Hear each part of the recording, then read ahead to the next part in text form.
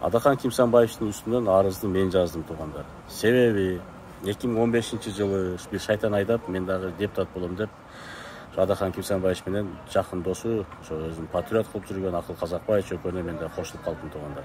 Депутат болом бүтүн Кыргызстанда.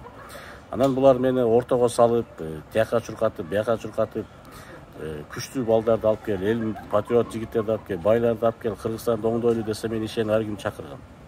Арасында мына ошол учурда дүркүрөп аткан KG Group курулуш фирмасынын жетекчиси Имамидин Ташевди да алып келген. Ал жигит азыр бар, ишенбесеңер өзүнөн сурасаңар айтып берет. Ал жигитти алып келсем, мен күткөн эмесмин. Ошол жерде Адахан Мадымаров, Акыл Казакбаевич, мен ошо Имамидин Ташев, Адахан Мадымаровдун кабинетине отурганда, шу дегенде Адахан Мадымаров $250 000 бересиң, мен сени десяткага киргизем, депутат кылам деп айтты. Мен шок болуп эле отурдум, таң калып эле. Бул кандай саясат ушундай деп. Анан Имамидин Ташев ага көнгөн жок. Мен акча берип депутат болбойм деди. Ушундай разговор сөзүбүз аягына чыкпады, кеттик. Анан мен оюм өзгөрө баштады. Таң калып түшүнбөй калдым. Анан бир күн айтты, Чыңгыз деди, мына жаңы пакта жакта деди, 5000 голосубуз биздин эмелер калып калды, голос.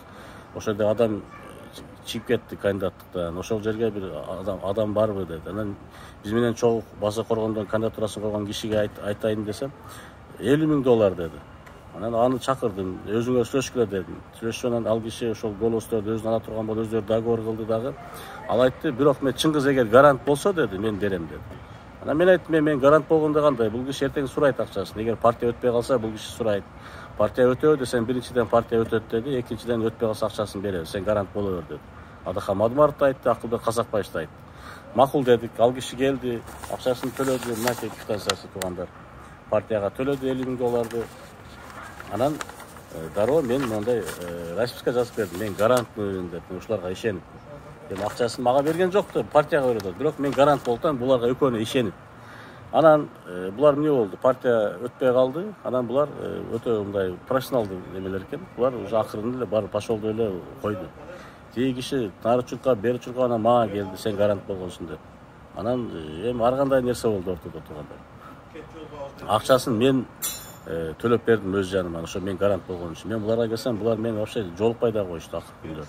2000 жер, машина, ар нерсе кылып атып, мен $75 000 кылып төлөдүм. Мынакей расписка. Бул жерде жазып атат, ошол Адахан Мадымаров менен Акыл Казакбаевич бизди алдап акчаны бербей койгонуна байланыштуу, Чыңгыз Абдумомунов гарант болгонуна байланыштуу, Чыңгыз Абдумомунов өз жанынан бизге төлөп берди. Биздин доматыбыз жок Чыңгызга, биз болду, бүттү, акчабызды алдык деп жазып атат. 2020-жылы акыркы сумманы 2020-жылы 28 октябрда мен берип атам туугандар. Анан мен намёкта кылып көрдүм, ачыкта айтып көрдүм, жабыкта айтып көрдүм. Мен бересиңер мен акчаны, силер жеп жатып алгыла, силер кычырап жүргүлө, фирмаларды ачып, джиптерде, мен жерде 5 балам менен кыйналып атам. Силерге алган акчаңарды жебеген самсага мен пул төлөп, акча төлөдүм. Түшүнбөй коюшту туугандар. Ошо айлам куруганына мен бүгүн арыз жаздым экөөнүн үстүнөн туугандар. Эми мына Адахан Мадымаровду аябай эле периште кылып, аны ушундай анын көлөкөсүнө сыйынып табынып аткан адамдарга кайрылат элем туугандар. Кечирип койгула. Ошол силер үчүн бул укмуш адам болуп аткан болсо, мен үчүн бул мындай кадимки аферист, мошенниктер булар туугандар. Мен акчамды берсин. Мен карапайым эле адаммын, мен 5 балам бар. Буларда жок эмес бар, 2ден 3ден үйлөрү бар, 4ден 5ден машиналары бар. Мен акчамды берип коюш буларга мындай эле, ошону бербеди. Булар көрсө ушундай булардын бизнес экен шайлоо. Булар мага окшогон миңдеген карапайымдарды, ишенгендерди алдап тургандар. Ошон үчүн көп эле мындай шайтан кийимин алмаштырып, ак кийип алса эле периште деп аны атай бербей эле тургандар. Бүгүнкү күндө мен түз эле кайрылам. Урматтуу Адахан Кимсанбаевич, эми бүттү эми асмандан түшкөн акылман боло бербей акчаны бериңиз. Башты ортпаңыз.